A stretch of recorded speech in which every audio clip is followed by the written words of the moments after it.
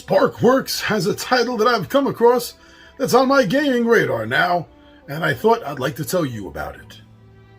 Princess Bride, A Battle of Wits. This is good for 2 to 10 players, ages 10 and up, and should take you about 10 to 20 minutes to play.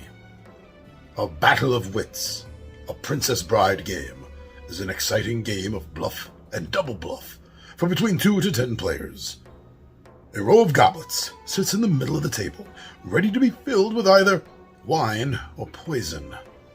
Players each take the role of one character, but it is only at the very end of the game that they will drink one from each goblet. During the game, they must play their cards, one each turn, either into the top of a goblet, adding poison or wine to a goblet, or to the bottom of the goblet, bidding on said goblet. Who will fall prey to the enemies, and who will eliminate themselves? Only the most intelligent will survive a battle of wits. Wow, I mean, what can I say? Other than never go in against the Sicilian when death is on the line! Alright, so indulge me here. Princess Bride, one of the most fun movies, and I imagine books, so I've never read it myself, but speaking strictly from the movie, one of the most fun and quotable movies, perhaps, of all time so far. And to have this aspect of it as a game, taking this one hysterically funny scene and turning this into a game. Now, not just a 2-player game, but the idea that they've taken it and they've made it sort of a party game, in essence, for up to 10 players. And you can control different people from the movie. I think that's kind of brilliant. You know, taking this idea, this concept, but then tightening it up a little bit to make it broader, to make it wider of a selection of characters and things to do. So that was the first thing that I took when I found this game and started looking into it. That was one of the first things that I took away that actually meant something to me as far as this new Princess Bride title, at least new to me, Princess Bride title goes. Alright, so another thing I like about this game is the style of gameplay, the mechanics that come together. Make games like this, to me, rather fun.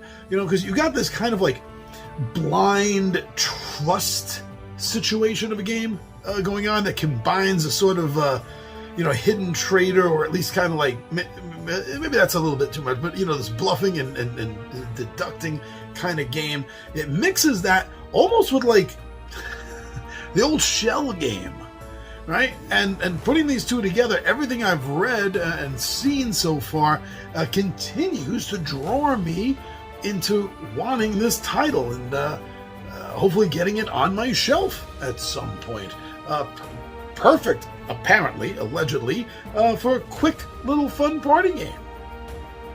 I like what I've seen, that the cards use images right from the movie. Well, I mean, there are some artistic drawings on some of the cards, but like the character cards and everything like that I've seen so far are all drawn literally from movie cells. I don't mean drawn like hand drawn. I mean drawn as in taken from movie cells, and that kind of pops up the thematic level a little bit.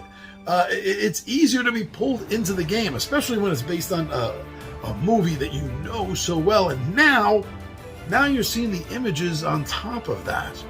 Yeah, it really does make you feel like you're part of what's going on.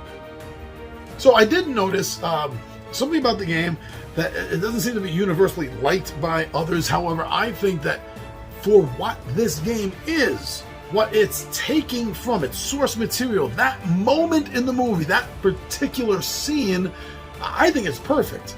And that's the fact that it simulates, the game simulates the movie by bringing in a lot of luck factor here.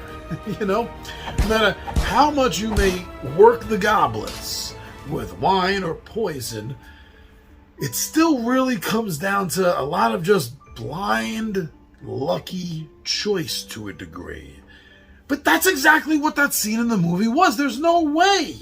There's no way that that could have been anything else but a blind luck choice. So this game grabs that moment and even uses that to its advantage in part of the game. So maybe it's not very popular, but it damn well captures that moment of the movie. And, this game lists down to 10, but I did notice a lot of other places list it down to as young as 8. And the movie, that makes sense because the movie is a kid's movie at heart.